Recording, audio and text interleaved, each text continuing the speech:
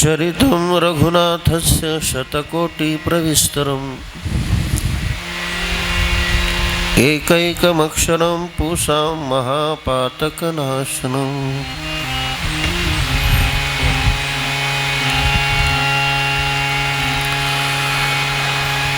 राजा दशरथाच्या हातून कळत न कळत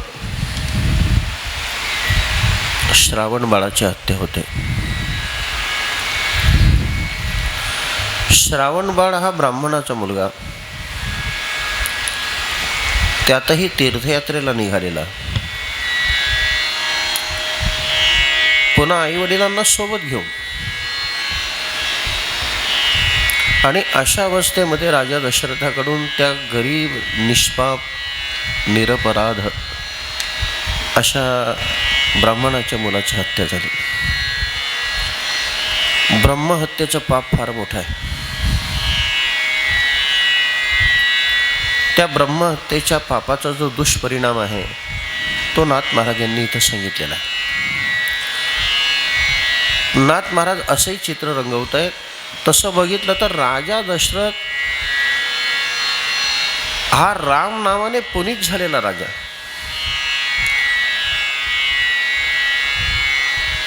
राम नामे दोषातीत. अरे ज्याचा बाण राम नामाचं स्मरण करत जातो त्याचं तोंड काय म्हणत असेल? चौरंग.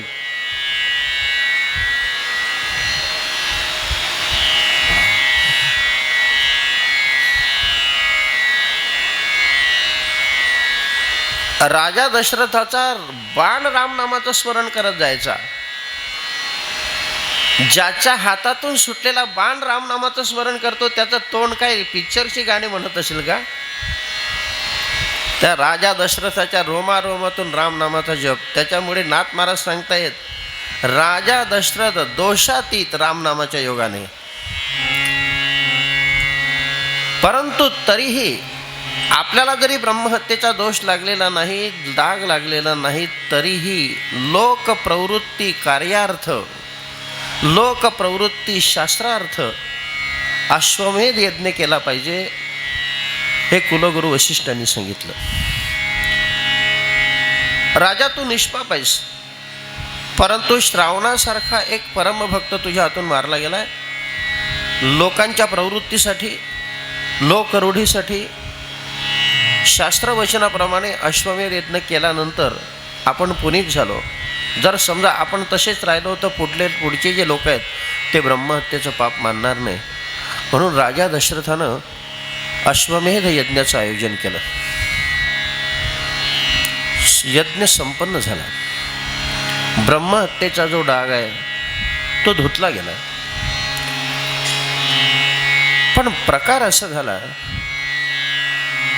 की शुक्राचार्य हे पण ब्राह्मण, माहिती पडलाय की श्रावण बाळाची हत्या झाली म्हणून ब्रह्महत्येचे जे दुष्परिणाम आहेत ते जाणवायला लागले. याचा अर्थ असा की शुक्राचार्यांनी मेघ अडवले आणि मेघ अडवल्यामुळे अवर्षण पडलं. पाण्याविना संपूर्ण पृथ्वीचं जीवन विस्कळीत होत असतं. पाऊस न पडल्यामुळे उष्णतेनं जे झाडं झुडपं होती ती सगळी करपली. जेवढे मोठमोठे वृक्ष होते ते शेंड्यापासून वाढले गेले. नद्यांचे जलस्रोत खंडित झाले. गवताची काडी सुद्धा कुठे पाहायला भेटेना. सगळे लोक आक्रंदन करायला लागले. गाई वासरं सगळे हंबरडा फोडायला लागले. पृथ्वीमध्ये पाण्याविना संपूर्ण हाहाकार माजला. ब्राह्मणांच्या स्नान संध्या बंद पडल्या. यज्ञ यागादी कर्म बंद पडली. ही अवस्था का झाली असेल? राजा दशरथानं जाणलं शुक्राचार्यांनी मेघ अडवले. सूर्यवंशात जन्माला आलेले जेवढे जे राजे आहेत ना ते सगळे लोकाभिराम राजे आहेत.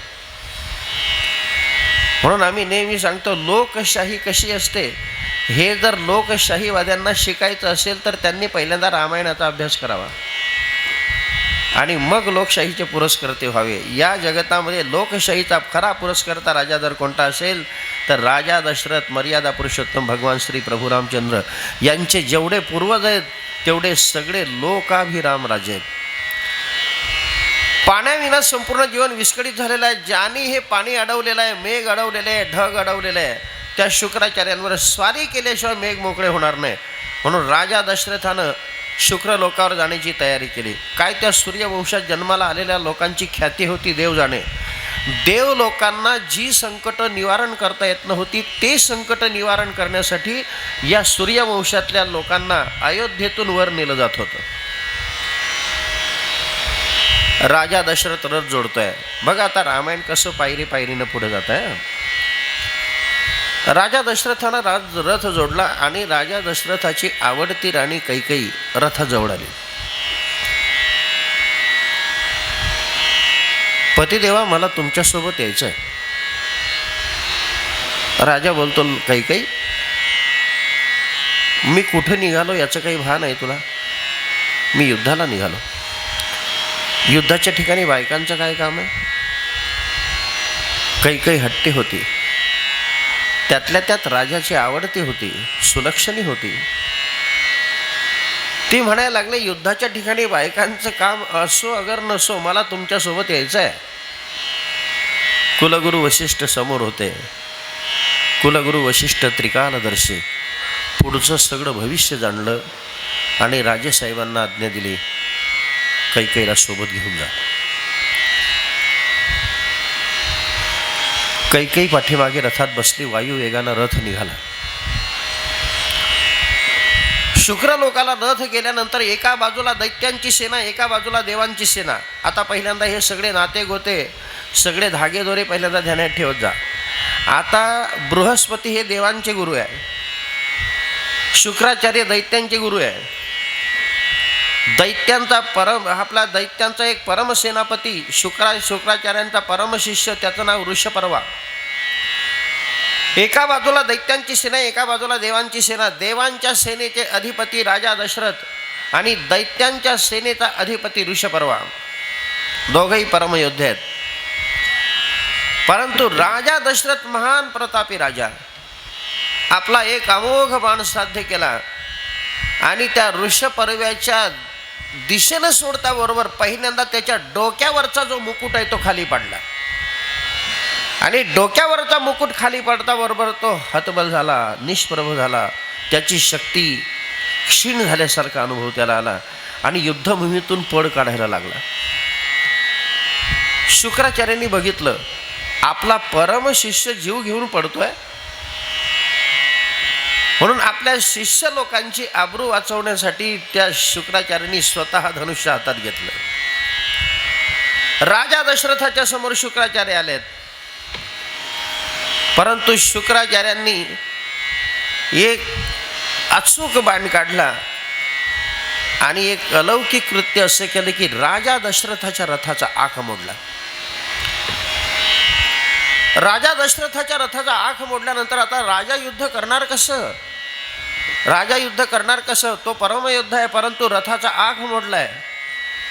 या रथाचा आख मोडला हे लक्षात येता बरोबर राजा दशरथाची पराक्रमी आवडती आणि कैकेयी तिनं रथाच्या खाली उडी टाकली आणि आपला हात जो आहे तो आखासारखाच चाकात घातला. राजा घनघोर युद्ध करतोय. परंतु राजानं असा एक अमोघ बाण साध्य केला आणि तो शुक्राचार्यांच्या दिशेनं सोडता बरोबर शुक्राचार्य हतबल झाले. त्यांनी यांना पाठ दाखवली, तेही जे युद्धभूमीतून परत जायला लागले. राजा दशरथाने सांगितलं की शुक्राचार्यजी, आता मी तुमचा प्राण घेतला असता, परंतु तुम्ही ब्राह्मण आहात म्हणून तुम्हाला सोडतोय. राजा घनघोर युद्ध करतोय आणि ती कैकेयी आखासारखा हात घालून त्या चाकाजवळ उभी आहे. तुमच्या मनामध्ये शंका आली असेल की का हो, युद्धभूमीवरचा हा रथ आहे, तो काही थांबलेला नव्हता. कैकेयीनं आपला हात आखासारखा त्या चाकात घातला. गाडीचा रथाचा आख जो असतो तो कशाचा असतो? लोखंडाचा. कैकेयीचा हात कशाचा आहे?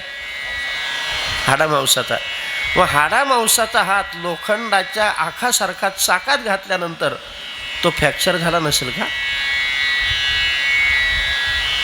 तो काही थांबलेला रथ नव्हता, युद्धभूमीवरचा रथ होता. मग तो कैकेयीचा हात फ्रॅक्चर का झाला नाही, त्याला दुखापत का झाली नाही?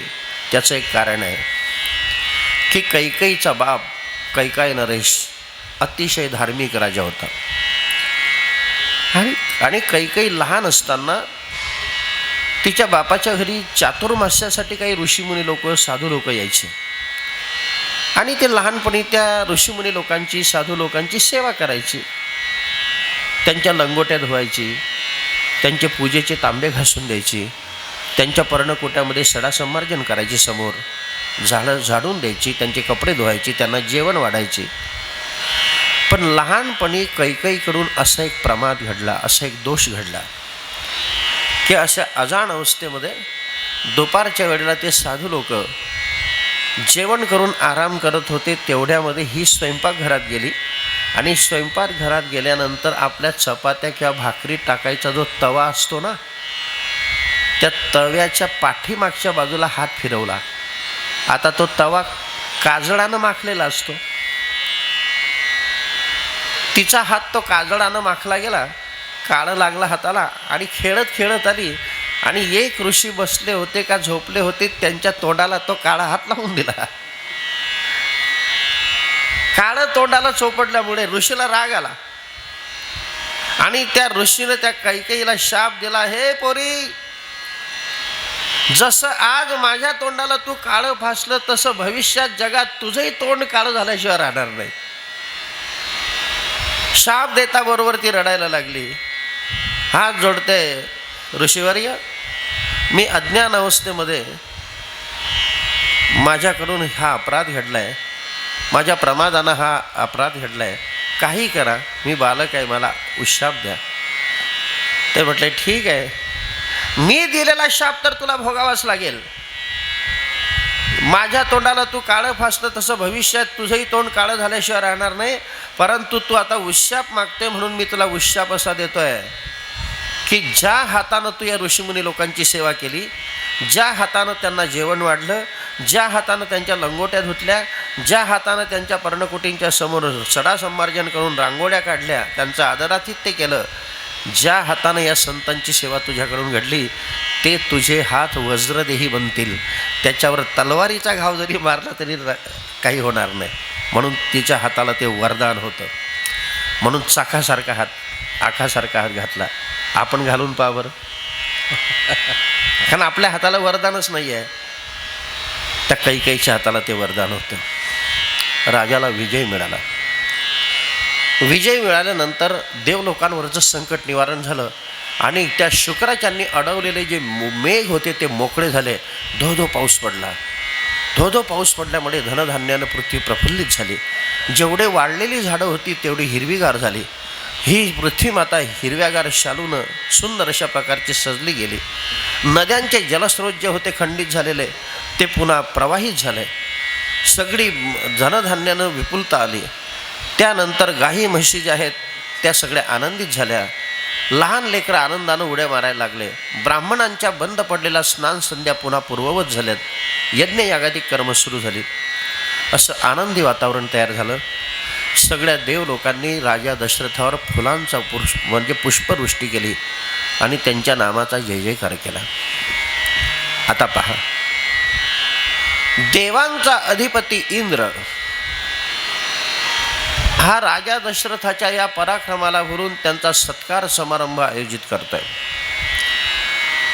देवांचे गुरु बृहस्पती समोर आहेत.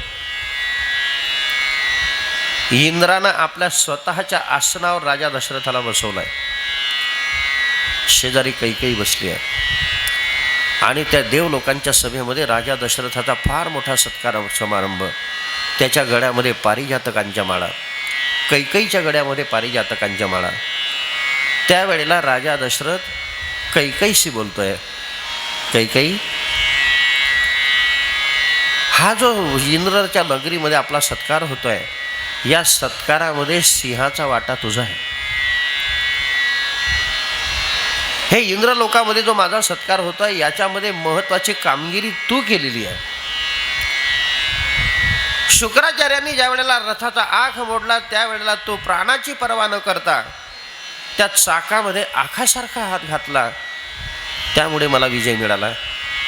म्हणून या विजयामध्ये सगळ्यात मोठी कामगिरी तुझी आहे, मोलाचा वाटा तुझा आहे, सिंहाचा वाटा तुझा आहे. म्हणून मी तुझ्यावर प्रसन्न आहे. काय मागायचं ते मागून घे. काही मागत नाही. आता लक्षात ठेवा, आपलं घरातलंही राजकारण, घरातलंही रामायण कसं घडत असतं. ती काही मागत नाही आहे. ती काही म्हणते, पतिदेवा अहो मला काय मागायचं शिल्लक आहे. लोकांना मेल्यानंतर स्वर्ग दिसेल की नाही प्रश्नचिन्ह आहे, परंतु मला आज जिवंतपणी तुमच्यासोबत स्वर्ग पाहायला भेटला. जिवंतपणी तुमच्यासोबत मला या पारिजातकांच्या माळा गळ्यात पडल्या. तुमच्या समोर मला या इंद्राच्या आसनावर शेजारी बसण्याचा योग प्राप्त झाला. मला काय पाहिजे आहे, मला काही नको.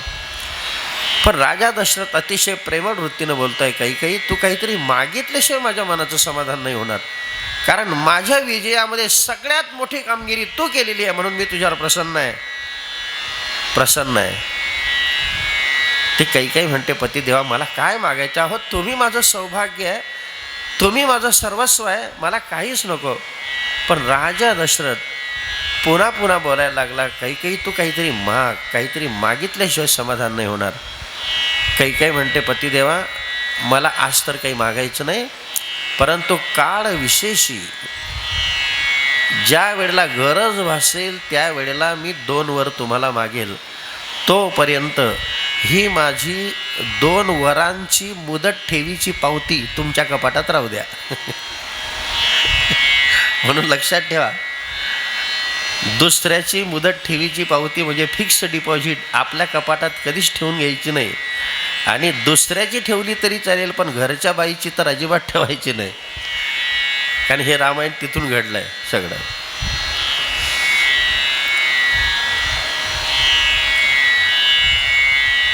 मग इंद्रनगरीमध्ये राजा दशरथाचा मोठा सत्कार समारंभ आयोजित केल्यानंतर देवांचे गुरु बृहस्पती, त्यांचा आनंद गगनात मावेन असा झाला. कारण देवांचे गुरु बृहस्पती आहेत, दैत्यांचे गुरु शुक्राचार्य आहेत. शुक्राचार्यांना अपमानित केल्यामुळे देवांचे गुरु बृहस्पती अतिशय आनंदित राजा दशरथाला छातीशी कवटाळलं, त्यांच्या पाठीवरून डोक्यावरून हात फिरवला आणि त्यांना आशीर्वाद दिला की राजेसाहेब, आता तुमच्या संसारातलं जे नैराश्य आहे ते कमी करण्यासाठी मी काही तुम्हाला उपाय सांगतो. तुम्हाला पुत्रसंततीत नाही, पुत्रसंततीपासून तुम्ही वंचित आहात, तर तुम्हाला पुत्र व्हावा एवढ्यासाठी मी काही उपाय सांगणार आहे. तुम्ही आता अयोध्येत गेलात की अयोध्येत गेल्यानंतर मी काही अप्सरा पाठीमागून पाठवून देतो. त्या अप्सरांच्या मदतीनं विभांडकाचा मुलगा ऋष्यशृंग त्याला भुलवून आणा. मग त्याला तुम्ही भुलवून आणलं की काय करायचं, तुमची जी निजकन्या आहे तिच्याशी त्याचा विवाह करून द्या. आता यातही तुम्हाला शंका आली असेल, कारण रामायण आपण ऐकतो, राजा दशरथाला जर पुत्रसंतती नव्हतीच तर त्याची निजकन्या आली कुठून. तर राजा दशरथाचा एक शंतनू नावाचा मित्र होता आणि त्याला एकुलती एक मुलगी होती, तिचं नाव होतं शांता. त्या शांतेला राजा दशरथानं आपली मानसकन्या बांधलेली होती. त्या शांतीशी त्याचा विवाह करून द्या. मग त्या विवाहाच्या निमित्तानं तो विभांडक येईल आणि त्या विभांडकाच्या हातून मग पुत्रकामिष्टी यज्ञाचं आयोजन करा, मग तुमची सगळी इच्छा पूर्ण होईल. राजा दशरथ देवलोकांचा आशीर्वाद घेऊन, बृहस्पतींचा आशीर्वाद घेऊन आता स्वर्गातून अयोध्येत आलेले आहेत. अयोध्येत आल्यानंतर आपला राजा विजयी होऊन आला, म्हणून अयोध्येमध्ये जिकडे तिकडे आनंदी आनंद. शरयू मातेपासून तर पूर्ण अयोध्या नगरी विद्युत रोषणाईनं सजवली गेली. पावलोपावली दिवे लावले गेले. आमच्या तुकोबा, आमच्या संतांच्या भाषेत जर बोलायचं झालं, गुढिया तोरणे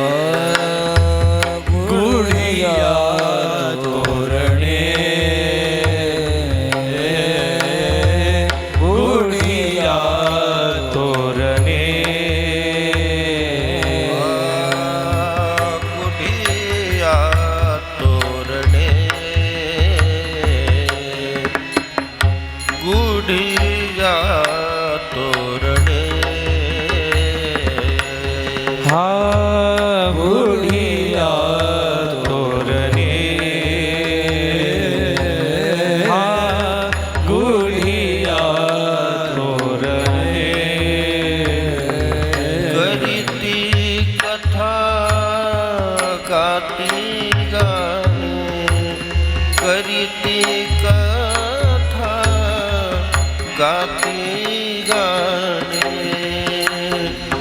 करीती कथा गाती गाणे बाळकृष्णानंदा हरी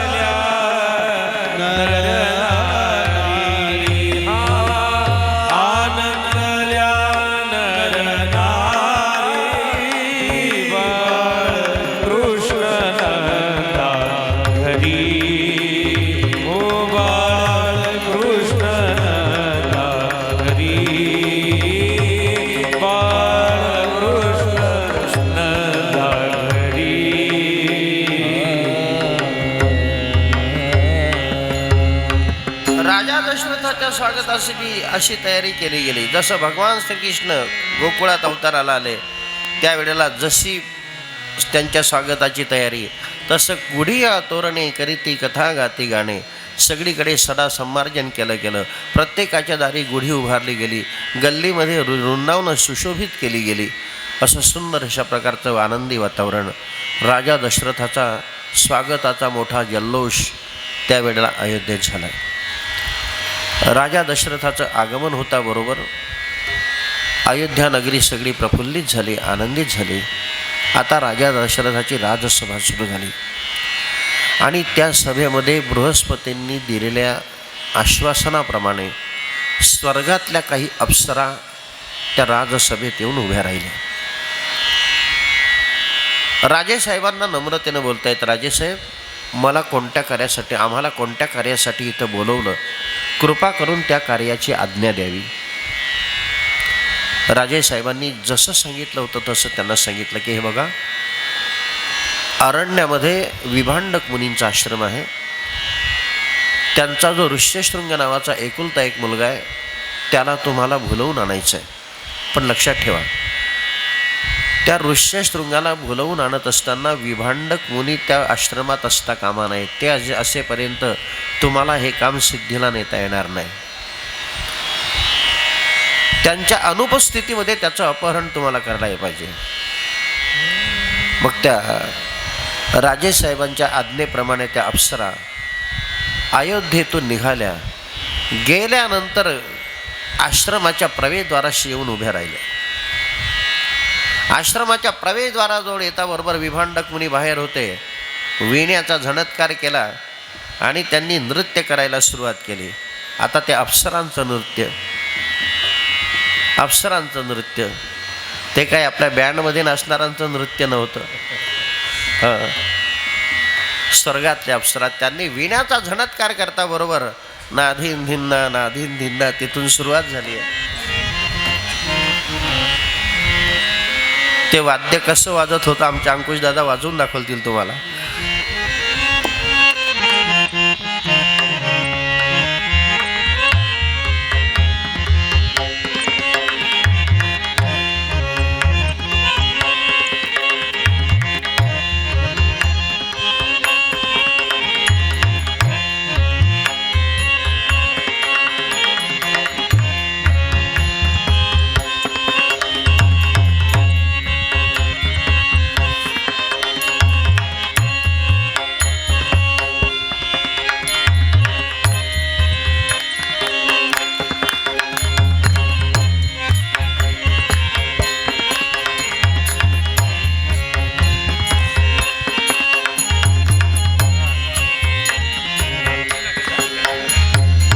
सियावर रामचंद्र भगवान की, पवन सुत हनुमान जी महाराज की. अशा सुंदर विण्याचा झणत्कार करता बरोबर त्या अगदी तालामध्ये नाचायला लागला तो ऋष्यशृंग. त्याचं दुसरं नाव मृगीसूत. जसा मृग म्हणजे हरिण नादाला भुलून मग त्या पारध्याच्या जाळ्यात अडकतो, तसा हा मृगीसूत आता या अप्सरांच्या जाळ्यात कसा अडकतो त्याचं हे सुंदर अशा प्रकारचं चित्रीकरण आहे. आता तो भाग मला विस्तारानं सांगायचा नाही, कारण अतिशय सुंदर अशा प्रकारचा शृंगार रस नाथ महाराजांनी त्यात ओतलेला आहे. आणि त्यामध्ये असे काही शब्द आहेत की आपल्यासारख्याच्या मुखातून ते काढणं अनुचित अशा प्रकारचा प्रकार आहे. आणि त्यातल्या त्यात आमचे गुरुदेव श्रीगुरु तात्यासाहेब येथे उपस्थित असताना आमच्यासारख्याने ते अजिबात करायचं नाही. म्हणून तुम्हाला तो भाग कशा प्रकारचा रंगवलेला आहे नाथ महाराजांनी ते जर बघायचं असेल तर 700 रुपयाचं रामायण घ्या आणि घरी गेल्यानंतर या भावार्थ रामायणाच्या पारायणाची सुरुवात करा. म्हणजे नाथ महाराजांच्या लेखणीचीही तुम्हाला ताकद कळेल आणि तो भावही तुमच्या लक्षात येईल. आता त्या ऋष्यशृंगाची परिस्थिती अशी होती की त्याने यापूर्वी स्त्री नावाची वस्तूच बघितलेली नव्हती.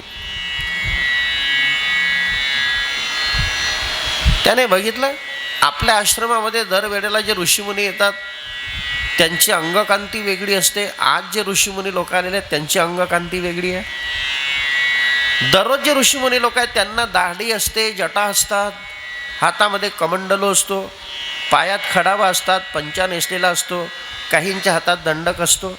आजचे जे ऋषीमुनी आहेत यांची अंगकांती फार वेगळी आहे. यांच्या लांब लांब जटा कमरेपर्यंत आहेत, परंतु यांना दाढी नाही.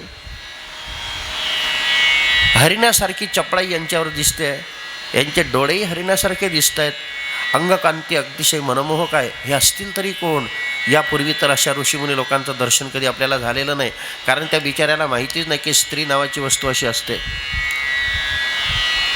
थोडासा मनामध्ये भीती तयार झाली आहे. त्याच्या समोर यायला घाबरत आहे. त्या अप्सरा जशा जशा याच्याकडे यायला लागला तसा तसा पाठीमागे पाऊल टाकत टाकत मागे सरकायला लागला.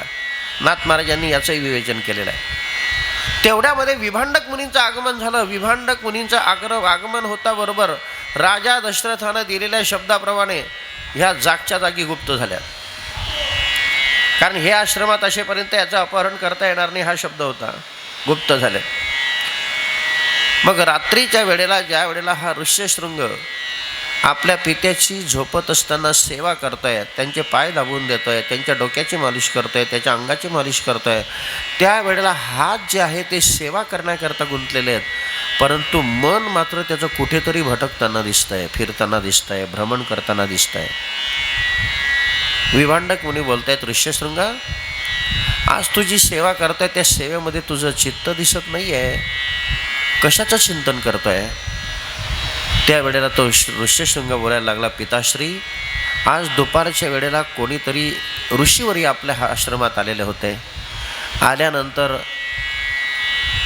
ते नृत्य करायला लागले, परंतु त्यांची अंगकांती जी आहे ते इतर ऋषीमुनीपेक्षा वेगळी होती. त्यांचा परिचय मला काही घेता आला नाही. त्यांच्याकडे पाहून मला भीती वाटायला लागली आणि मी थोडंसं मागे सरकत असताना तुमचं आगमन झालं. तेवढ्यामध्ये ते ऋषी इथले इथे गुप्त झालेत. विभांडक मुनींनी आपल्या ऋष्यशृंगाला आज्ञा दिली, हे बघ ऋष्यशृंगा, आपल्या आश्रमाचा नियम आहे की जो कोणी अतिथी आपल्या आश्रमात येईल त्याला जेवण दिलं पाहिजे, पाणी दिलं पाहिजे, त्याचं योग्य अशा पद्धतीनं आदरातिथ्य केलं गेलं पाहिजे. जर आपल्या आश्रमातून अतिथी परत गेला तर नियम आश्रमाचा असो का गृहस्थाश्रमाचा असो एकच आहे की विन्मुख गेली अतिथी ने सुकृताची सर्व संपत्ती.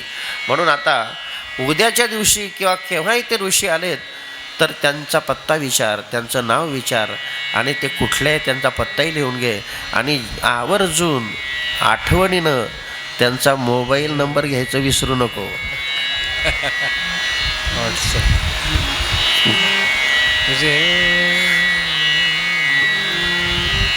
आल्यानंतर त्यांचा आधार कार्ड माग, कुठला आहे काय आहे, आपल्या पित्याचं वचन लक्षात घेऊन दुसऱ्या दिवशी विभांडक मुनी ध्यानधारणा करण्यासाठी जंगलामध्ये गेलेत, दाट अरण्यात गेलेत. तेवढ्यामध्ये ही संधी त्या अप्सरांनी साधली. पुन्हा त्या आश्रमामध्ये प्रवेश केला. आश्रमात प्रवेश करता बरोबर पूर्वीप्रमाणे पुन्हा विण्याचा झणत्कार केला, नृत्य करायला सुरुवात केली. आता याच्या मनातली भीती नाहीशी झालेली होती. जसं जसं समजा त्या ऋषी जवळ ते अप्सरा जवळ येत होत्या तसा हाही त्यांच्या जवळ जात होता. गेल्यानंतर परिचय घेतला. आता तो परिचय कसा आहे, त्या म्हणतात आम्ही गलंड ऋषी आहे, काय आहे, ते शब्द थोडेसे बोलत असताना विकृत वाटतील, परंतु ते तुम्ही वाचल्यानंतर जास्त चांगलं होईल. म्हणून तो पॅरेग्राफ, तो अध्याय तुम्ही घरी गेल्यानंतर वाचून घ्या. ते शृंगार रस ओतून सांगण्याची माझी एवढी धिटाई नाही. शेवटी त्या अप्सरा त्या ऋष्यशृंगाला भुलवून आणतात आणि भुलवून आणल्यानंतर राजा दशरथाच्या समोर उभं करतात. राजा दशरथाच्या समोर उभं केल्यानंतर संकेताप्रमाणे शांता नावाची जी निजकन्या आहे तिच्याशी त्याचा विवाह केला जातो. तेवढ्यामध्ये विभांडक मुनी आश्रमात येत आहेत. विभांडक मुनी आश्रमात येताबरोबर कळतं की राजा दशरथानं आपल्या पोराचं अपहरण केलेलं आहे. अप्सरांच्या माध्यमातून राग आलाय आणि संतापाच्या भरामध्ये, रागाच्या भरामध्ये अयोध्या नगरीकडे निघालाय. अयोध्या नगरीकडे जात असताना गायी सजवलेल्या, त्या गायींच्या पायामध्ये चांदीचे पैंजण, शिंगामध्ये सोन्याच्या शेंब्या, सगळी अयोध्या नगरी विद्युत रोषणाईनं चकाकते आहे. मंगलवाद्यांचा गजर ऐकू येतोय. काही लोक जेवण करून बाहेर निघालेले आहेत आणि ह्या शृंगारलेल्या गायी घेऊन गवड्यांची पोरं आपल्या घराकडे निघालेले आहेत. त्या विभांडक मुनीने आवेशामध्ये विचारलं, काय रे, या अयोध्या नगरीमध्ये काय समारंभ आहे? राजा दशरथानं कशाचं आयोजन केलेलं आहे?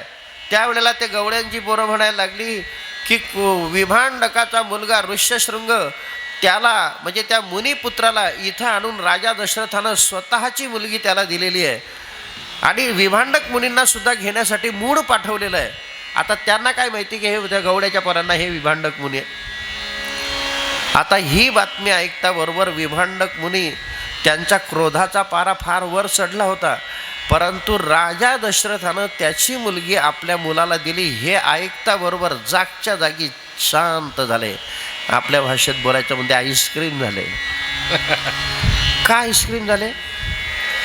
त्या विभांडकाच्याही लक्षात आलं की अरे, अलीकडे समाजाची परिस्थिती अशी आहे की शिकलेली सवरलेली पोरं,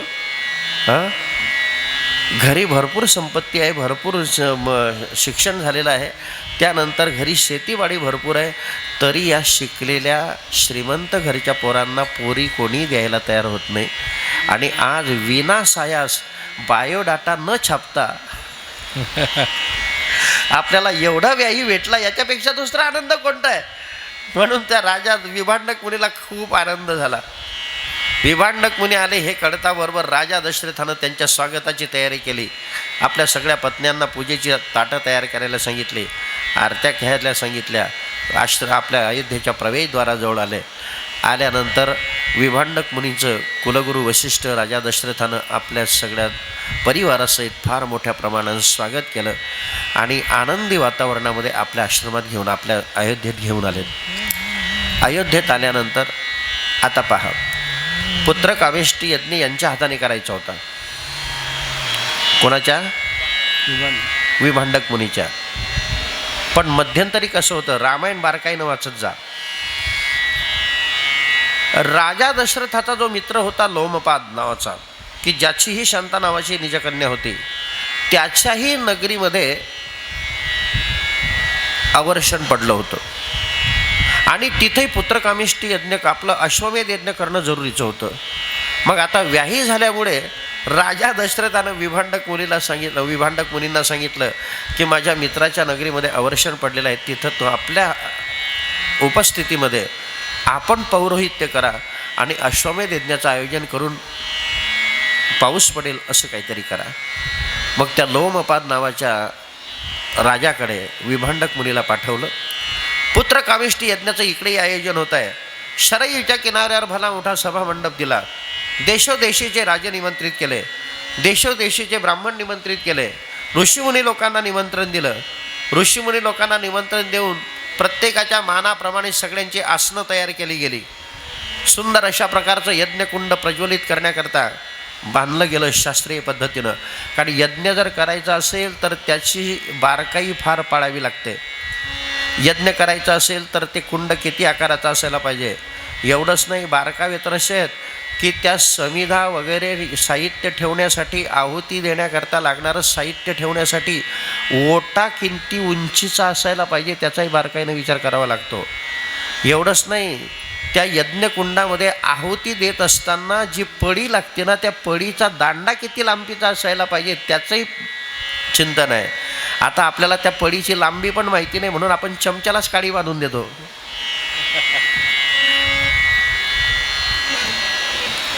शास्त्रीय पद्धतीनं संपूर्ण असं यज्ञाचं आयोजन केलं आहे. आणि आता ऋष्यशृंग आहे ना, याने स्वतःहून यज्ञाचं पौरोहित्य आपल्याकडे घेतलं.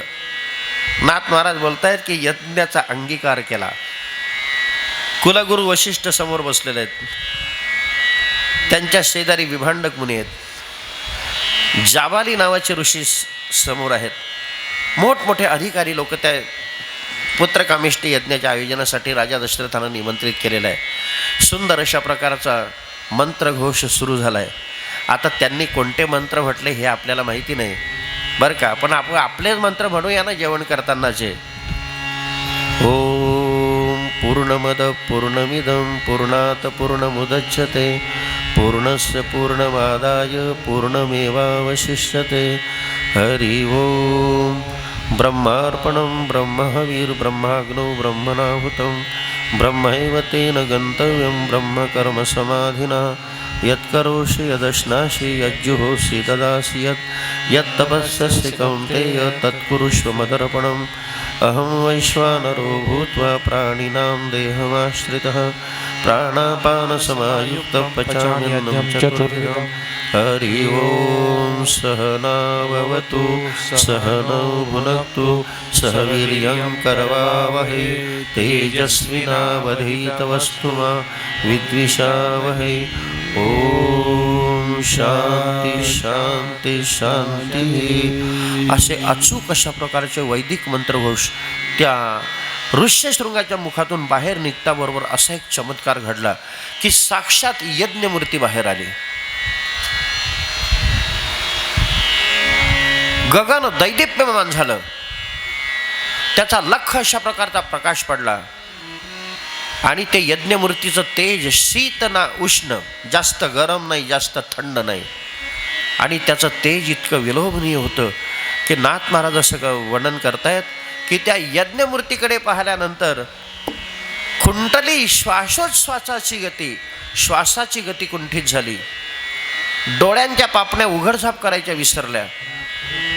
असं ते यज्ञमूर्तीचं तेज पाहता बरोबर विभांडक मुनी आणि कुलगुरू वशिष्ठ हे आश्चर्य व्यक्त करायला लागले की आजपर्यंत आम्ही पुष्कळ यज्ञ केले, त्याच्या योगाने साक्षात अग्निनारायण आम्ही प्रगट केला, परंतु साक्षात यज्ञमूर्ती प्रगट झाली हे आम्ही कधी बघितलं नाही.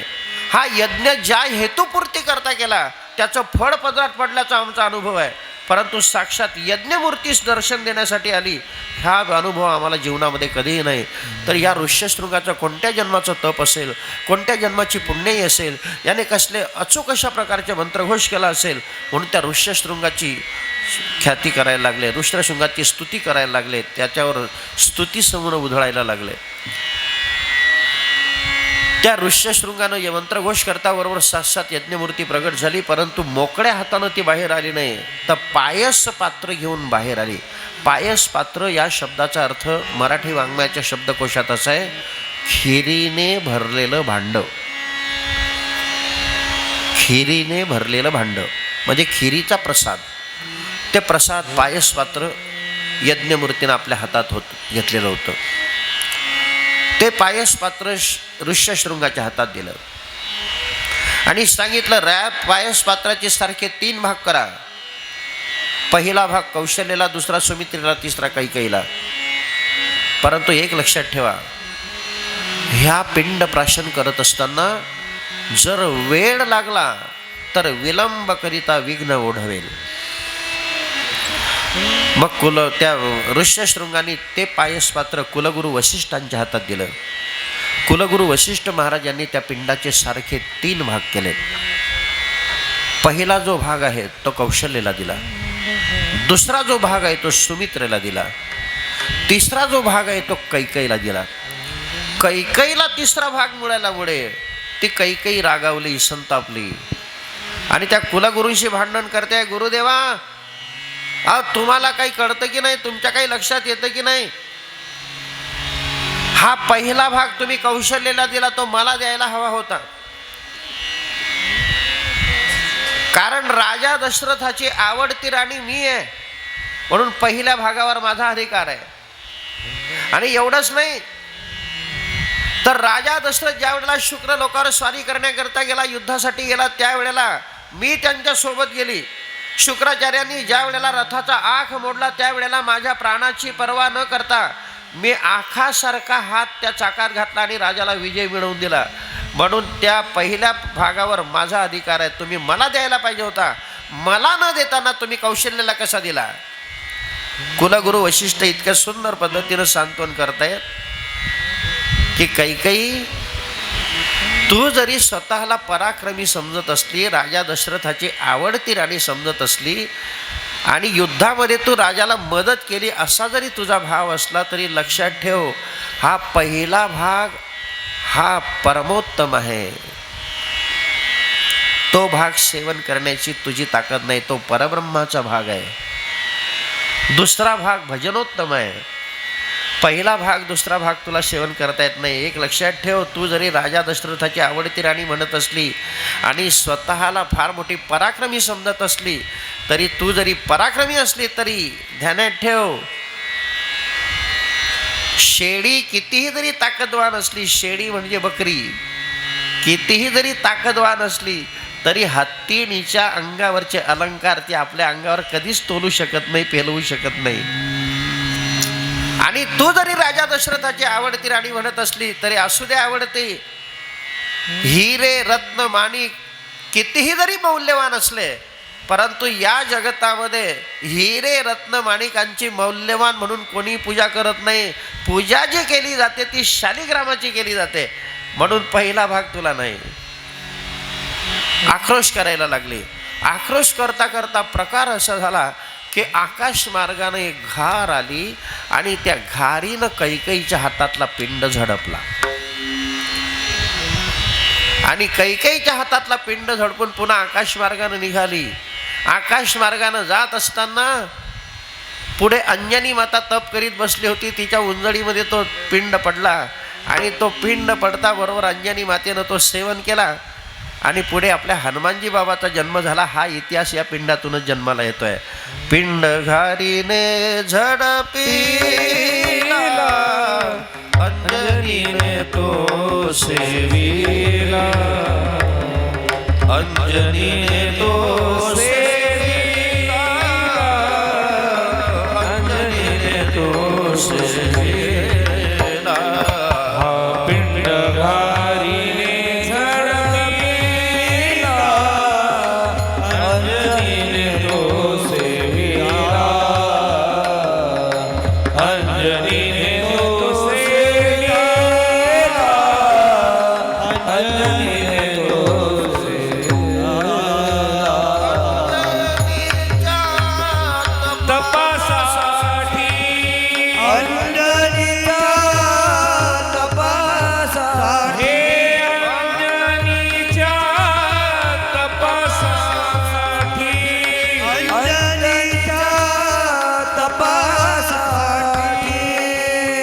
अंजनीच्या तपासाठी महारुद्र आले पोटी महारुद्र आले पोटी महारुद्र आले पोटी अंजनीच्या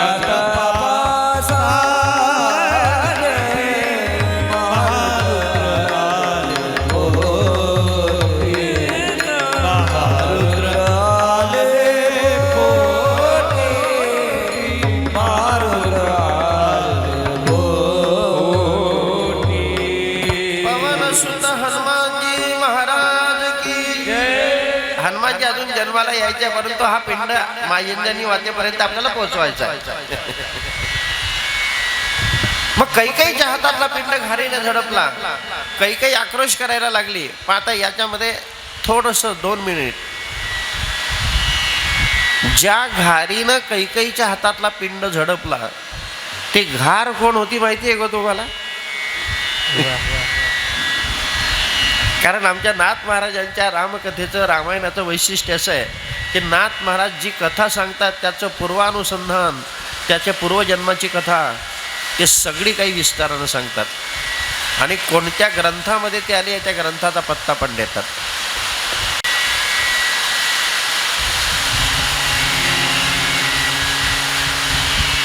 आपल्या श्रीगुरूंच्या संकल्पनेचा काय प्रभाव आहे बघा. अधिक मासासारखा योग आहे, पुरुषोत्तम मासासारखा योग आहे, गोदावरीचा पवित्र किनारा आहे, भगवान प्रभू रामचंद्रांची पवित्र चरण ज्या मातीला लागलेली आहेत ती ही पंचवटीची तपोवनाची पवित्र भूमी आहे. आणि आता या यज्ञामध्ये सामील होण्यासाठी पर्जन्य पडावे आपुल्या स्वभावे आपुलाल्या दैवे पिके भूमी, कारण सगळ्यांची हजेरी लागलेली आहे. मग तो पाऊस तो मेघही म्हणतोय आता मी कसं काय काही हजर राहायचं आहे, कारण त्याचे ते दिवस आहेत, आनंदी वातावरण आहे. कारण राजा दशरथानं शुक्रलोकावर स्वारी केली तर त्यावेळेला मेघ मोकळे झाले. आता तो विषय ऐकत असताना त्या मेघाला वाटलं मी अटकून काय करू.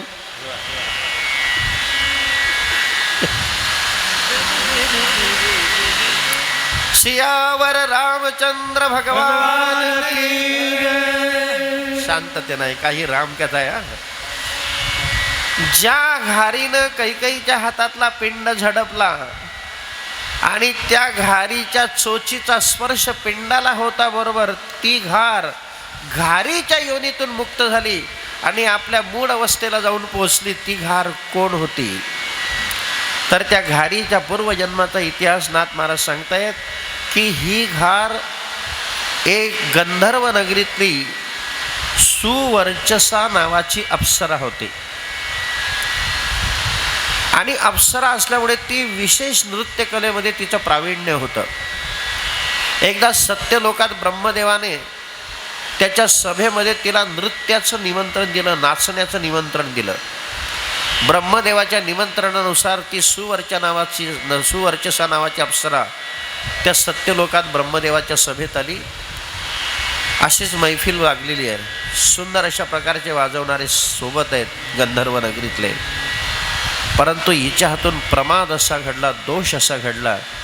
ही अप्सरा स्त्री असून सुद्धा हिने पहिल्यांदा मद्यपान केलं, दारू प्याली आणि त्या दारूच्या नशेमध्ये नाचायला सुरुवात केली.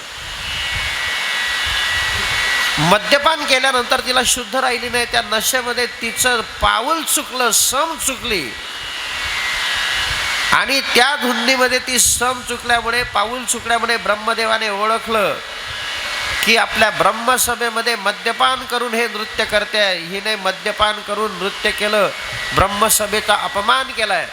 म्हणून त्या ब्रह्मदेवानं त्या अप्सरेला शाप दिला की अप्सरे, आमच्या ब्रह्मसभेमध्ये मद्यपान करून नृत्य करणं आणि ते स्त्रियांनी मद्यपान करून नृत्य करणं हे अतिशय निंदनीय अशा प्रकारचा प्रकार आहे. तू दारूच्या नशेमध्ये, धुंदीमध्ये अशी झोकांड्या घात पडली ना तर जा तू अशा भयंकर घारीच्या योनीला जाऊन पडशील. घारीच्या योनीला जाऊन पडशील म्हणता बरोबर ती अप्सरा हात जोडून ब्रह्मदेवाच्या समोर उभी राहिली आणि आता काय बोलते पा. आपण आता या मेघ राजाचं थोडंसं स्वागत करा. उर्वरित कथा आपण पुढे सांगतो. वल्लभ विठ्ठल गिरिधारी यमुनाजी की बलिहारी. वल्लभ विठ्ठल गिरिधारी यमुनाजी की. वल्लभ विठ्ठल गिरिधारी यमुनाजी की बलिहारी. वल्लभ विठ्ठल गिरिधारी यमुनाजी की हरी. वल्लभ विठ्ठल गिरिधारी यमुनाजी की बलिहारी. वल्लभ विठ्ठल गिरिधारी यमुनाजी की हरी. वल्लभ विठ्ठल गिरिधारी यमुनाजी की बलिहारी.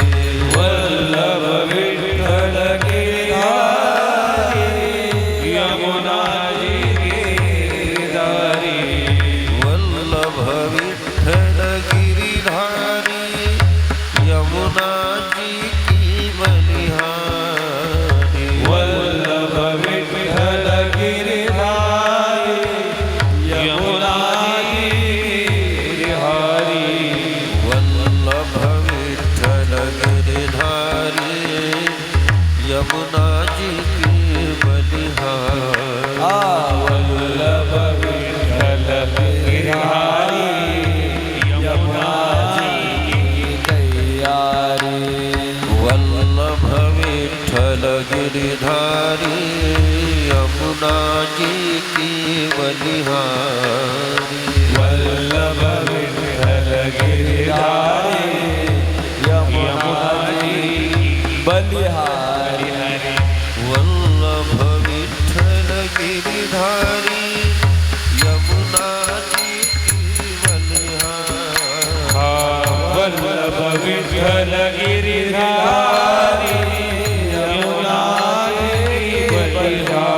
बलिहारी. वल्लभ विठ्ठल गिरिधारी यमुनाजी की बलिहारी. वल्लभ विठ्ठल गिरिधारी यमुनाजी की बलिहारी. वल्लभ विठ्ठल गिरिधारी यमुनाजी की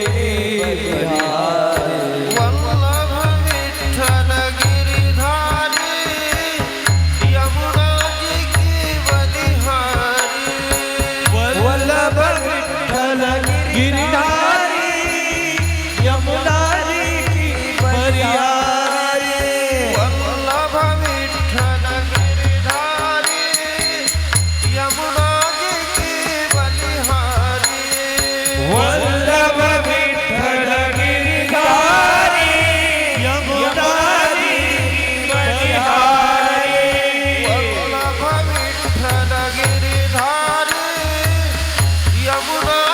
की बलिहारी. वल्लभ विठ्ठल गिरिधारी यमुनाजी की बलिहारी. वल्लभ विठ्ठल गिरिधारी यमुनाजी की बलिहारी. टाळी वाजवा, टाळी वाजवा, वल्लभ सर्वांना. विठ्ठल गिरिधारी यमुनाजी की बलिहारी. वल्लभ विठ्ठल गिरिधारी यमुनाजी की बलिहारी. वल्लभ विठ्ठल गिरिधारी यमुनाजी की बलिहारी. वल्लभ विठ्ठल गिरिधारी यमुनाजी की बलिहारी. वल्लभ विठ्ठल गिरिधारी यमुनाजी की बलिहारी. वल्लभ विठ्ठल गिरिधारी यमुनाजी की बलिहारी. वल्लभ विठ्ठल गिरिधारी यमुनाजी की बलिहारी. वल्लभ विठ्ठल गिरिधारी यमुनाजी की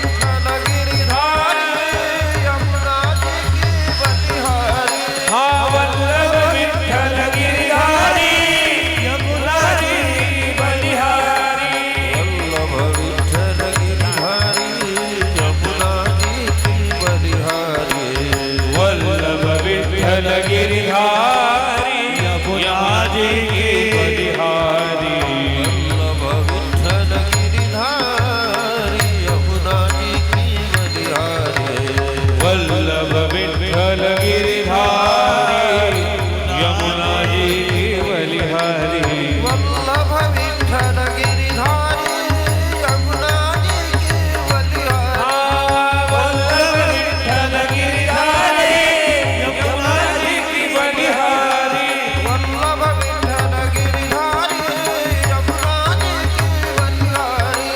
वल्लभ विठ्ठल गिरिधारी यमुनाजी की बलिहारी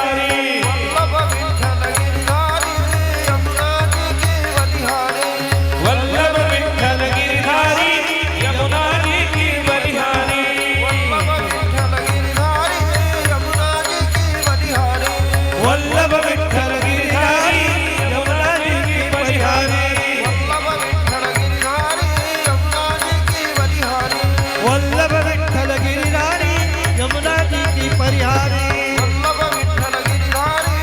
यमुनाजी की बलिहारी वल्लभ विठ्ठल गिरिधारी यमुनाजी की बलिहारी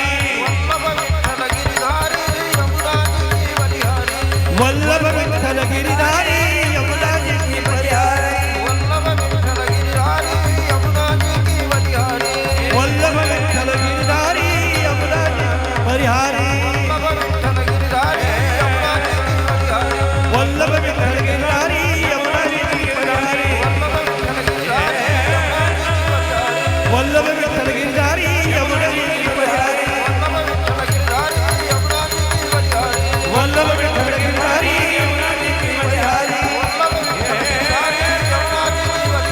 वल्लभ विठ्ठल गिरिधारी यमुनाजी की बलिहारी वल्लभ विठ्ठल गिरिधारी यमुनाजी की बलिहारी वल्लभ विठ्ठल गिरिधारी यमुनाजी की बलिहारी वल्लभ विठ्ठल गिरिधारी यमुनाजी की बलिहारी वल्लभ विठ्ठल गिरिधारी यमुनाजी की बलिहारी सियावर रामचंद्र भगवान की पवन सुत हनुमान महाराज की जय।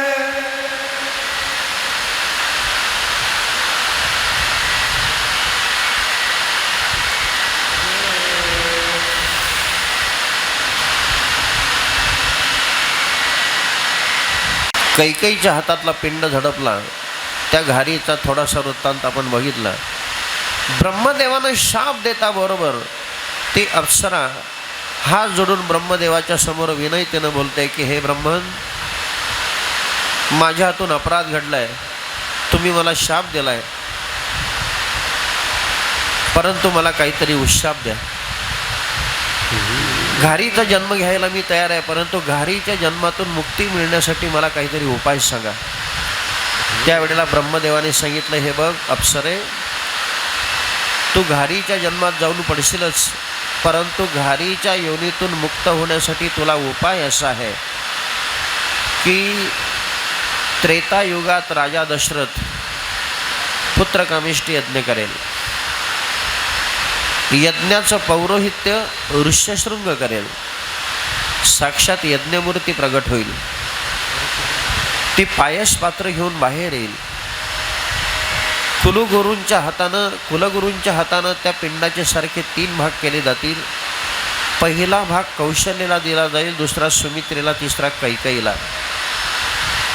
ज्या वेळेला तू त्या यज्ञप्रसादाला, त्या पिंडाला स्पर्श करशील, त्या वेळेला तुला या घारीच्या योनीतून मुक्ती मिळेल. पण लक्षात ठेव कैकेयी, कौशल्याच्या हातातला जो पिंड आहे तो तुला झडपता येणार नाही, त्याला स्पर्श करता येणार नाही. सुमित्रेच्या हातात आलेला जो पिंड आहे त्यालाही तुला झडपता येणार नाही, कारण हा भजनोत्तमाचा भाग आहे.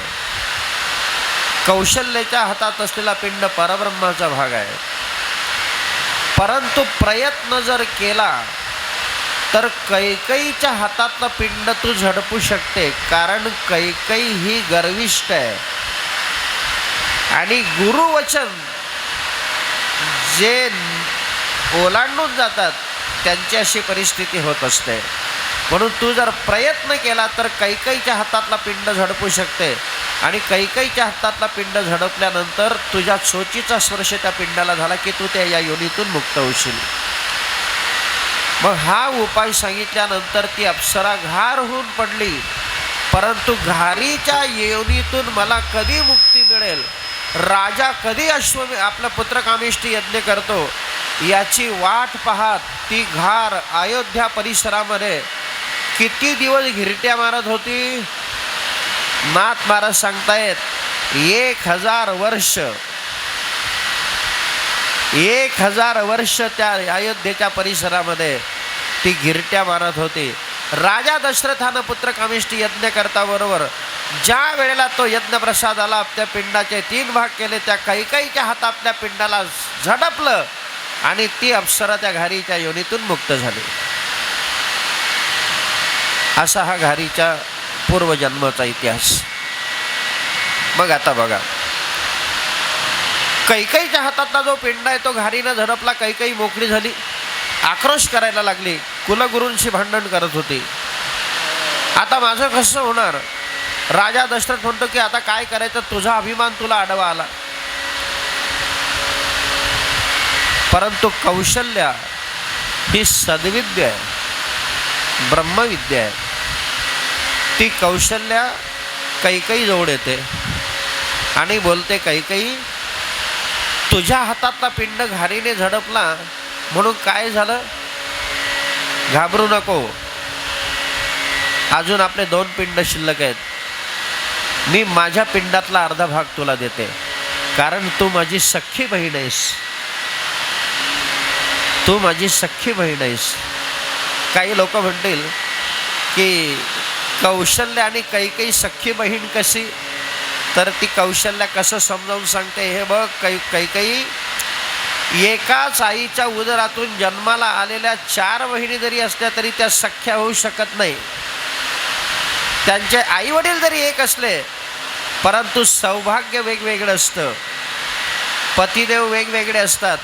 आपले आई वडील जरी वेगवेगळे असले तरी आपल्या सगळ्यांचं सौभाग्य एक आहे. तू ज्याच्या नावाची गडसरी गळ्यात घालते, मंगळसूत्र घालते, त्याच्याच नावाची गडसरी आमच्या गळ्यात आहे. तू ज्याच्या नावाचं कुंकू लावते, त्याच्याच नावाचं कुंकू माझ्या कपाळाला आहे. एवढंच नाही, तुझ्या आधार कार्डावर ज्याचं नाव आहे त्याचंच नाव माझ्या आधार कार्डावर आहे. म्हणून खऱ्या अर्थानं आपण सख्या बहिणी आहोत. काळजी करू नको, माझ्या पिंडातला अर्धा भाग तुला देते. कौशल्या मातेनं आपल्या पिंडातला अर्धा भाग कैकईला दिला. कौशल्या मातेच्या वर्तनाकडे पाहून सुमित्रा माता तिनेही आपल्या पिंडातला अर्धा भाग बाजूला करून कैकईला दिला. आता बघा, हे पिंडाचे तुकडे पण ध्यानात ठेवा, कारण किष्किंधाकांडामध्ये हनुमानजीचा प्रभूची ज्या वेळेला भेट होते त्यावेळेला लक्ष्मणाला समजावून सांगत असताना या पिंडाची काय ताकद आहे त्यावेळेला आपल्याला कळाली पाहिजे. तर आता या 2 पिंडाचे सारखे 4 भाग केले. पहिला जो भाग आहे म्हणजे अर्धे 4 भाग केले. तो अर्धा पिंड कौशल्यानं प्राशन केला, अर्धा पिंड सुमित्रेनं प्राशन केला आणि या पिंडातले अर्धे भाग जे आहेत ते कैकईनं प्राशन केले. परंतु कैकईचा जो मूळ भाग होता तो त्या घारीनं नेला होता. हा जो भाग आहे ही सेवन करण्याची ताकद तिच्यात नव्हती, म्हणून तो पिंड प्राशन करत असताना तिचे डोळे पांढरे झाले असं हे म्हणतायत नाथ महाराज. परंतु कुलगुरू वशिष्ठांच्या आशीर्वादानं ते पिंड तिने प्राशन केले. आता पिंडाचा जो परिणाम आहे तो दिसायला लागला.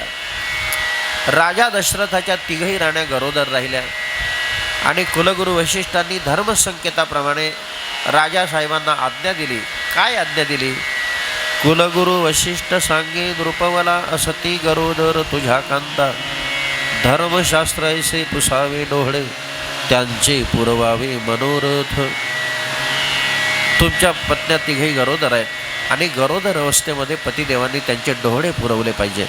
म्हणून गुरुदेवांच्या आज्ञेस्तव राजा दशरथ आपल्या 3ही राण्यांचे डोळे पुरवण्याकरता जातो आहे. पहिल्यांदा जात आहेत कौशल्या सदनामध्ये, कौशल्याच्या महालामध्ये जात आपल्या कैकईच्या महालामध्ये. त्यावेळेला ती कैकई मंचकावर बसलेली होती. परंतु राजा दशरथाचं त्या महालात आगमन होता बरोबर ती त्या मंचकावर झोपून गेले. नाथ महाराजांनी जसं लिहिलंय तसं सांगण्याचा प्रयत्न करतोय. माझ्या मनाचं मला काही सांगता येणार नाही. आणि झोपल्या झोपल्या निजल्या निजल्या जसे राजेसाहेब बोलतायत तशी त्यांना उत्तर देत आहे की राजेसाहेब बोलतायत काही हे प्रिये, तुझ्या मनातली काय इच्छा आहे? तुझे डोळे पुरवण्यासाठी मी इथं आलेलो आहे. काय इच्छा आहे ती सांग. त्यावेळेला ती काही आपली इच्छा प्रदर्शित करते, आपले डोळे व्यक्त करते की पतिदेवा, माझ्यावर जर तुम्ही खऱ्या अर्थानं प्रसन्न असाल तर माझ्या मनातले डोळे हे आहेत. जो ज्येष्ठ पुत्र असेल त्याला वनवासात पाठवायचं आणि जो कनिष्ठ असेल त्याला राज्यपद द्यायचा. अजून राम आणि भरत हे दोन शब्द मी तोंडातून काढत नाही. का? त्यांचा अजून जन्म व्हायचा आहे आणि जन्म होऊनही त्यांचा नामकरण विधी अजून पुढे होणार आहे. पण यातला भाव असा आहे की जो ज्येष्ठ आहे तो कौशल्याच्या पोटी जन्माला येणार आहे, जो कनिष्ठ आहे तो माझ्या पोटी जन्माला येणार आहे. म्हणून जो ज्येष्ठ असेल त्याला वनवासात पाठवायचा आणि जो कनिष्ठ असेल त्याला राज्यपद द्यायचा. कैकेयीचे हे डोळे ऐकून राजा दुःखित होतो, समजवण्याचा प्रयत्न करतो, परंतु ती समजवण्याच्या पलीकडची. दुःखित अंतकरणानं तिथून उठतो, सुमित्रेच्या महालामध्ये जातो. कारण कैकेयीची परिस्थिती अशी होती की कैकेयी अहंकारानं ग्रासलेली. नाथ महाराज तिथं एक उदाहरण देत आहेत. ते कल्पना करा, अमावस्येची रात्र आहे, अमावस्येच्या दिवशी अंधार आणि त्यातल्या त्यात आकाशात धुकं पडलेलं, म्हणजे किती अंधार असेल तो. तसं पहिल्यांदाच ही गर्विष्ठ आणि तिच्यामध्ये अहंकार, त्याच्यामुळे त्या अज्ञानाला काही पारावारच नाही. म्हणून त्या कैकेयीला अविद्येचं स्वरूप म्हटलेलं आहे.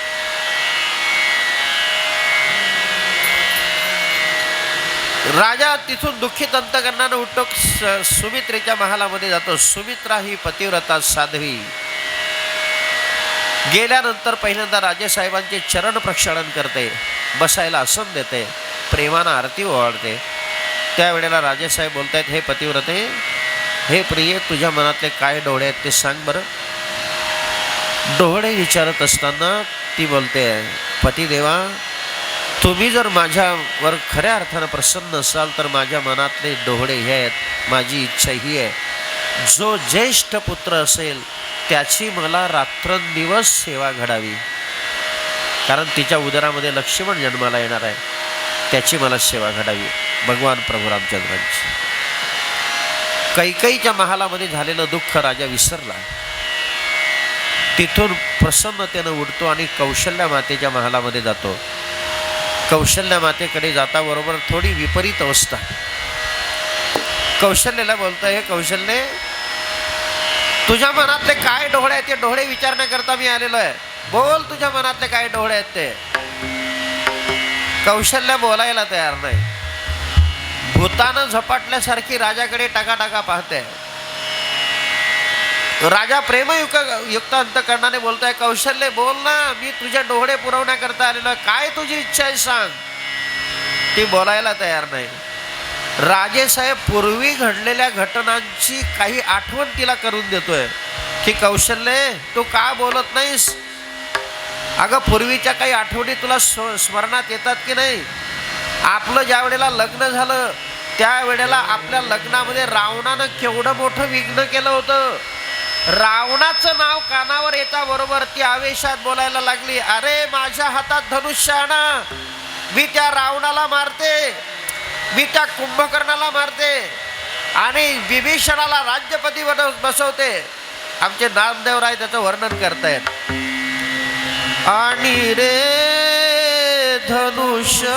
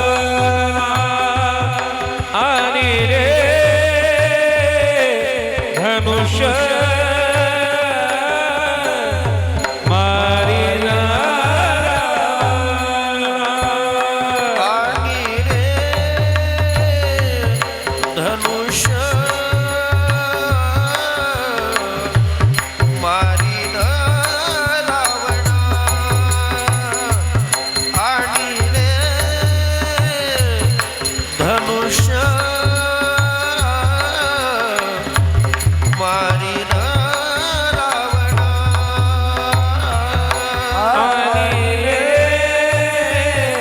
धनुष्य मारिना आले धनुष्य मारिना लंका विभीषण देईन मी लंका विभीषण देईन मी आणि रे धनुष्य मारीन रावणा आणि रे धनुष्य मारीन रावणा लंका विभीषण देईल लंका विभीषण देईल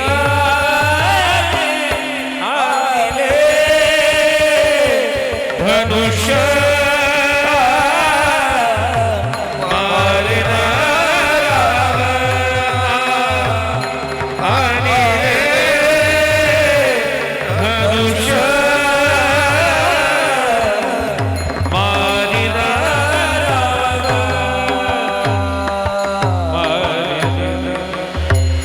राजा दशरथ ज्या वेळेला त्या कौशल्याचे डोळे विचारत आहे त्यावेळेला पूर्वीच्या काही घटनांची आठवण करून दिल्यानंतर ते आवेशात बोलायला लागले रावणाचं नाव काढता बरोबर आवेशात बोलायला लागले अरे माझ्या हातात धनुष्य आणा मी रावणाला मारते विभीषणाला आपल्या कुंभकर्णाला मारते विभीषणाला लंकेच्या राज्यपदी बसवते हे ऐकल्यानंतर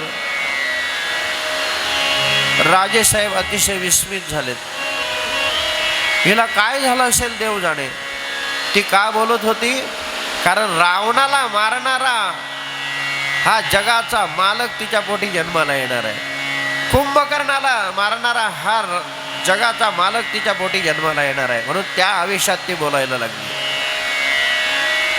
राजेसाहेबांनी कुलगुरूंना बोलवलं की असं काय बोलते आहे हिला काय भूतानं झपाटलं आहे का बघा बरं राजेसाहेब त्या कौशल्या आपल्या कुलगुरू वशिष्ठ महाराज त्या कौशल्याकडे पाहतायत तिची ती अवस्था पाहिल्यानंतर कुलगुरू वशिष्ठांना भाव समाधी लागली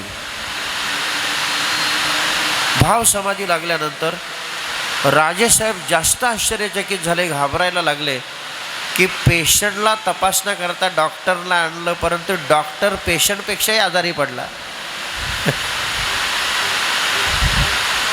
कौशल्याची स्थिती विचारण्याकरता कुलगुरूंना आणलं परंतु कुलगुरू तर आता काहीच बोलायला तयार नाही मग काही वेळेनंतर कुलगुरू वशिष्ठ भानावर आले आणि राजेसाहेबांना धन्यता देत आहेत की राजेसाहेब तुम्ही धन्य आहात तुमची आता पुण्याही फळाला आलेली आहे हिला कोणी भूताने झपाटलेलं नाही आहे हिला काही पिशाच्य लागलेलं नाही आहे तर प्रत्यक्ष महाविष्णू आता तुमच्या पोटी अवतार घेणार आहे म्हणून हिची ही अवस्था आहे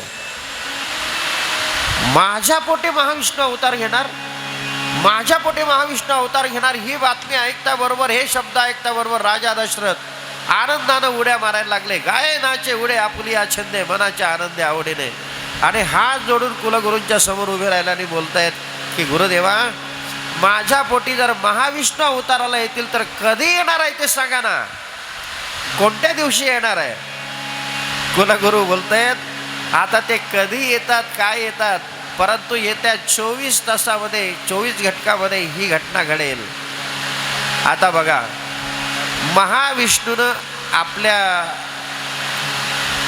दिवशी जर जन्म घेतला तर आपल्याला मोठेपण मिळेल म्हणून काही लोक महाविष्णूच्या दरबारामध्ये वशिले लावण्यासाठी गेले त्याच्यामध्ये कोण कोण गेले बघा आणि कशी कशी विनंती करतायत आपल्या ज्या तिथ्या आहेत ना प्रतिपदा द्वितीया तृतीया चतुर्थी पंचमी षष्ठी सप्तमी अष्टमी नवमी दशमी एकादशी द्वादशी त्रयोदशी चतुर्दशी शुद्ध पक्षाची पौर्णिमा आणि पुढचे अमावस्या 15 तशाच म्हणा या सगळ्या तिथ्या वशिले लावण्याकरता गेल्या की आमच्या दिवशी जर या महाविष्णूंना अवतार धारण केला तर आपल्याला मोठेपण मिळेल.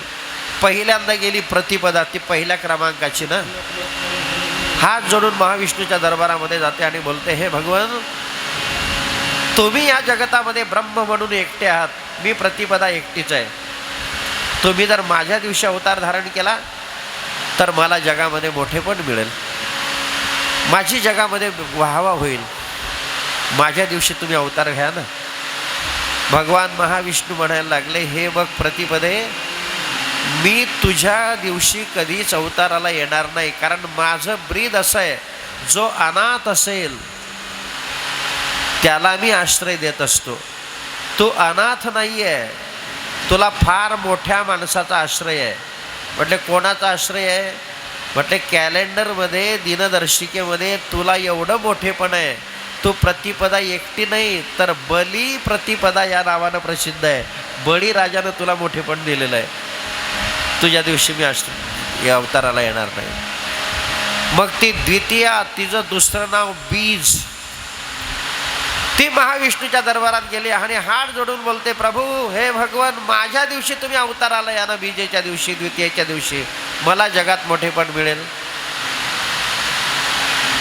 महाविष्णू बोलतायत, बीजे द्वितीये, तुझाही मला विचार करता येणार नाही, कारण या लौकिकामध्ये या जगात भाऊ बीज या नावानं तुझे फार मोठं महत्त्व वाढलेलं आहे, म्हणून त्या दिवशीही मी जन्माला येणार नाही. परंतु जी बीज होती ना ती फार लागट होती. ती म्हणायला लागले की तुम्ही मला काहीतरी वरदान दिल्याशिवाय मी तुमच्या दरबारातून उठणार नाही, तुम्ही मला काहीतरी आशीर्वाद दिल्याशिवाय, मोठेपण दिल्याशिवाय मी तुमच्या दरबारातून जाणार नाही. भगवान म्हटले, तुला काय मोठेपण देऊ? नाही म्हटले, मला काहीतरी मोठेपण दिलं पाहिजे. मग ती बीज त्या दरवाजातून उठायलाच तयार नाही. महाविष्णू बोलायला लागले की हे बघ, आता त्रेता युगामध्ये तर मी तुला काही मोठेपण देऊ शकत नाही, द्वापार युगामध्ये मी तुला मोठेपण देऊ शकत नाही. बीजे, तुला जर मोठेपण मिळावं असं वाटत असेल तर त्रेता युगाची आशा धरू नको, द्वापार युगाची आशा धरू नको. कलियुगामध्ये 5000 वर्षानंतर ज्या वेळेला देहूमध्ये मी तुकोबरायांच्या रूपात जन्माला येईल, त्यावेळेला तुकाराम बीज या नावानं तुझं मोठेपण वाढवेल.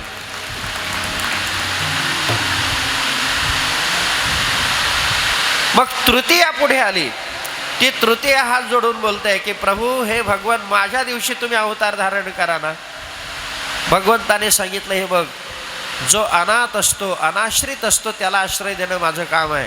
तुला फार लोकांनी आश्रय दिलेला आहे, कारण तू अक्षय तृतीया या नावानं प्रसिद्ध आहे आणि सगळे पितर तुझ्या दिवशी जेवतात, म्हणून मला तुझ्याही दिवशी अवतार घेता येणार नाही. मग या तिघही नापास झाल्या. चतुर्थी मोठ्या आशेनं गेली. ती चतुर्थी म्हणायला लागली, भगवान मला तो माझ्या दिवशी अवतार धारण करा ना, मला जगात मोठेपण मिळेल. भगवान म्हणायला लागले की तुझ्याही दिवशी मला अवतार धारण करता येणार नाही, कारण गणपती बाप्पानं तुला फार मोठं वरदान दिलेलं आहे. गणेश चतुर्थी तुझ्याही दिवशी अवतार धारण करता येणार नाही. मग ते पंचमी हात जोडून पुढे उभे राहिली आणि बोलताय, प्रभू भगवान, या 4 लोकांना जसं तुम्ही नाराज केलं तसं मला करू नका हो, माझ्या दिवशी तुम्ही अवतार धारण करा.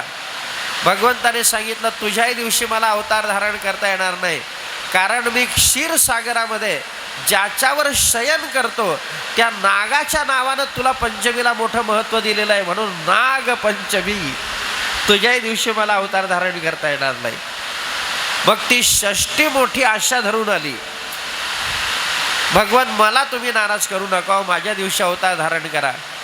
भगवंताने सांगितलं, तुझा तर मी अजिबातच विचार करणार नाही, तुझा जरी विनंती अर्ज असला तरी त्याच्याकडे मी अजिबात पाहणार नाही षष्टी, कारण तुला एवढं मोठेपण आहे की दिनदर्शिकेमध्ये तू षष्टी कोणत्या नावानं प्रसिद्ध आहे? चंपा षष्टी. आणि षष्टी आई मी सगळ्यांचं ऐकतो, परंतु चमच्यांचं कधीच ऐकत नाही म्हटलंय. शेवटी षष्टीचाही नाईलाज झाला. मग ती सप्तमी मोठी आशेनं आली आणि ती बोलते, प्रभू भगवान माझ्या दिवशी अवतार धारण करा ना. भगवंताने सांगितलं, तुझ्याही दिवशी मला अवतार धारण करता येणार नाही, मी ज्या रथावर आरूढ असतो त्या रथाच्या नावानं तुला मोठेपण आहे, रथ सप्तमी. मग ती अष्टमी आशा धरून पुढे आली. ती म्हणायला लागली, प्रभू माझ्या दिवशी अवतार धारण करा ना. भगवंताने सांगितलं नाही, कारण माझ्या आश्रित असलेली जी जगदंबा आहे, जी दुर्गा नावानं प्रसिद्ध आहे, त्या दुर्गेच्या नावानं तुला मोठेपण आहे, दुर्गा अष्टमी, म्हणून तुझ्याही दिवशी मला अवतार धारण करता येणार नाही. मग ही नवमी निराश्रित, अनाथ, अतिशय निरभिमानी वृत्तीनं भगवंताच्या दरबारात गेली आणि पहिल्यांदा मुक्त कंठानं त्या भगवंताची स्तुती करायला लागले की हे भगवन, मी तुझी अशी कीर्ती ऐकलेली आहे की तो अनाथाचा नाथ आहे.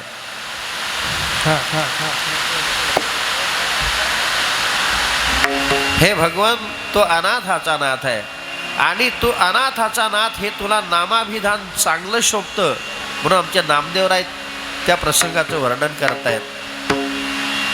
अनाथाचा नाथ पतित पावन, अनाथाचा नाथ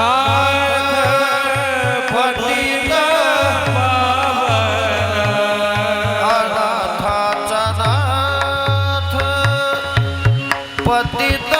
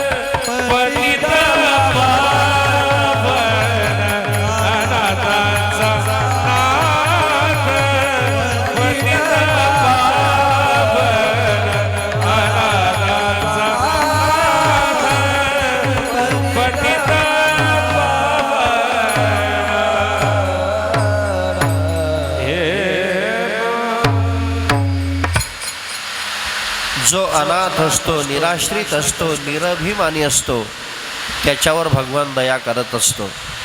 ही नवमी निरभिमानी वृत्तीनं भगवंताच्या दरबारात गेली आणि बोलायला लागली, भगवन ह्या बाकीच्यांना सगळ्यांचा आश्रय आहे, मी निराश्रित आहे, माझ्या दिवशी अवतार धारण करा.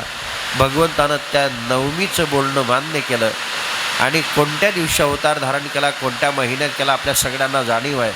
उत्तम चैत्र मास ऋतु वसंतात शुक्ल पक्ष पुणे सुरवते माध्यान्हासी रंग पळभळ होयस्ते. सूर्य असे सुंदर अशा प्रकारचं चैत्र महिना ज्याला मधुमास म्हटलं जातं, त्यामध्ये शुद्ध नवमी दुपारी माध्यान्हाच्या वेळेला भगवान निर्गुण निराकार स्वरूपापासून सगुण साकार रूप धारण करतायत. तर हे रूप धारण करत असताना, हा अवतार घेत असताना सगळ्या लोकांना आनंद झाला, फक्त एका व्यक्तीला दुःख झालं. सगळ्यांना आनंद झाला. जगातले जेवढे तीर्थ आहेत, महाविष्णू अवतार घेणार त्याचं दर्शन झालं पाहिजे म्हणून शरयू मातेमध्ये आले. जेवढे सिद्ध मुनी आहेत सगळे तिथं आले. जेवढे गंधर्व लोक आहेत ते स्तुती करण्याकरता आले. परंतु एक व्यक्ती अशी होती की ती दुःखी होती. ती व्यक्ती म्हणजे चंद्र. कारण भगवंतानं जो अवतार धारण केला तो सूर्यवंशामध्ये अवतार धारण केल्यामुळे सूर्यलोकाचं महत्त्व वाढणार, म्हणून तो चंद्र नाराज झाला. भगवंताने त्यालाही आश्वासन दिलं, काळजी करू नको, या राम अवतारामध्ये मी सूर्यवंशाचं महत्त्व जरी वाढवलं तरी पुढे येणाऱ्या द्वापार युगात मी चंद्रवंशात जन्माला येईल, त्यावेळेला तुझं महत्त्व वाढेल, काळजी करू नको. परंतु भगवान प्रगट झाले, कशा स्वरूपात प्रगट झाले त्याचं वर्णन नामदेवराय करतायत. अयोनी संभव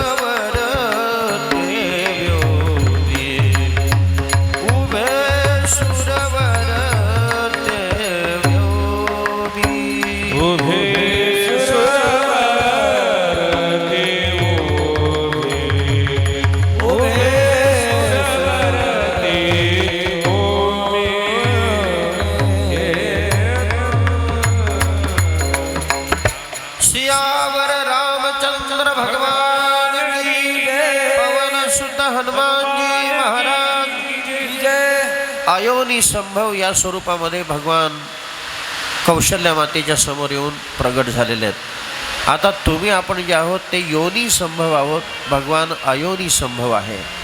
तसं जर बघितलं तर भगवान अजन्म आहे, परंतु अजन्म असूनही जन्माला येण्याची लीला आपल्यासमोर करतोय. आता प्रगट झाला, परंतु त्याच्या प्रगट होण्याची हेतू काय आपण थोडक्यात पुढे पाहणारच आहोत. परंतु कशा स्वरूपात प्रगट झाला? 8 वर्षाची बालमूर्ती, चतुर्भुज रूप, शंख चक्र गदा पद्म हातात धारण केलेली. कौशल्या मातेच्या समोर उभं राहिल्यानंतर ती कौशल्या माता बोलायला लागली, हे भगवन, तू माझ्या पोटी जन्माला येण्याचं आश्वासन दिलं होतं, परंतु आता 8 वर्षाची मूर्ती म्हणून तो माझ्यासमोर उभा राहिला. 8 वर्षाची मूर्ती उभी राहिल्यानंतर लोक कौशल्याचा मुलगा कसा म्हणतील? मुलगा जन्माला येता बरोबर का 8 वर्षाचा असतो का? म्हणून जन्माला येता बरोबर जे स्वरूप असतं त्या स्वरूपामध्ये माझ्यासमोर येऊन उभा राहा. त्यासमोर ते स्वरूप मला दाखव. तुझं स्तनपान करण्याचं सौभाग्य मला लाभलं पाहिजे.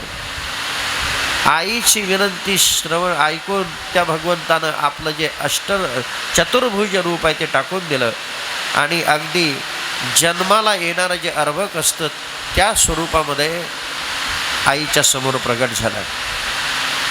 आणि आता आईला बोलायला लागला, आई आता हेच रूप तुला पाहिजे ना? अरे हे रूप पाहिजे, परंतु तू लहान बालकाचं रूप घेतलं, पण बोलतो मात्र मोठ्या माणसासारखा. बोलू नको, रडायला सुरुवात कर. आईच्या आग्रहास्तव हा परमात्मा रडायला सुरुवात करतोय आणि आपल्या उजव्या पायाचा अंगठा आपल्या तोंडामध्ये घालतोय बरं का. तेव्हापासून सगळे लहान लेकरं त्या उजव्या पायाचा अंगठा तोंडात घालतात.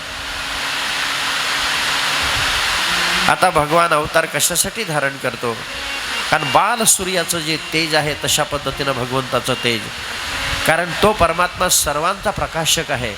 दिवी सूर्य सहस्रस्य भवे द्युगपदुत्थिता यदि भास सदृशी सास्यात भासस्तस्य महात्मना. सहस्रावधी सूर्यांचंही तेज ज्याच्या तेजापुढे फिकं पडावं असं ते त्या परमात्म्याचं स्वरूप पाहता बरोबर अगदी दैदिप्यमान अवस्था त्या राजवाड्यात तयार झाली. हा परमात्मा निर्गुण निराकार स्वरूपापासून सगुण साकार रूपात कशासाठी येतो ती कारणं आपण नेहमी ऐकतो. भगवद्गीतेनं आपल्याला स्पष्टोक्ती दिलेली आहे. यदा यदा हि धर्मस्य ग्लानिर्भवति भारत अभ्युत्थानम् अधर्मस्य तदात्मानं सृजाम्यहम् परित्राणाय साधूनां विनाशाय च दुष्कृतां धर्मसंस्थापनार्थाय संभवामि युगे युगे. साधूंचं परित्राण, दुष्टांचं निर्दळन आणि धर्माची संस्थापना या 3 हेतूपूर्ती करता तो परमात्मा निर्गुण निराकार स्वरूपापासून सगुण साकार रूप धारण करत असतो. धर्म रक्षावया अवतार घेशी आपुल्या पाळीशी भक्तजना. हे सगळे प्रमाण आपल्या पाठांतरातले आहेत, सगळे प्रमाण आपल्या परिचित आहेत. आता हा महाविष्णू कौशल्या मातेच्या पोटी अवताराला आला आहे. धर्माचं कार्य करणार आहे, साधूंचं संरक्षण करणार आहे, दुष्टांचं निर्दळन करणार आहे. आता त्याच्या दर्शनासाठी अयोध्येमध्ये कोण कोण कसे कसे आले, त्याची स्तुती करणारे लोक कोण आहेत, त्या सगळ्यांचं चिंतन आपण क्रमशः पाहणारच आहोत. आज वरुण राजाचं आगमन असल्या कारणाने आपल्या कथेची वेळ झालेली आहे. कारण आपले पुढचे कामं विस्कळीत होऊ नये, कार्यक्रम विस्कळीत होऊ नये म्हणून वेळेचं बंधन पाळणं आपल्याला महत्त्वाचं आहे. कारण आपल्या गुरुदेवांना वेळेचं फार मोठं महत्त्व आहे. म्हणून आजची कथा आपली आज इथं विसाव्या घेणार. उद्या याच न्यायाप्रमाणे आपण हा क्रम पुढे पकडून रामायण शेवटापर्यंत नेण्याचा प्रयत्न करू. सगळ्यांनी हात मोकळे करा, मन मोकळं करा. मर्यादा पुरुषोत्तम भगवान श्री प्रभू रामचंद्र यांची दैदिप्यमान मूर्ती हृदयात आणा आणि शांत चित्तानं भगवंताचं भजन करा.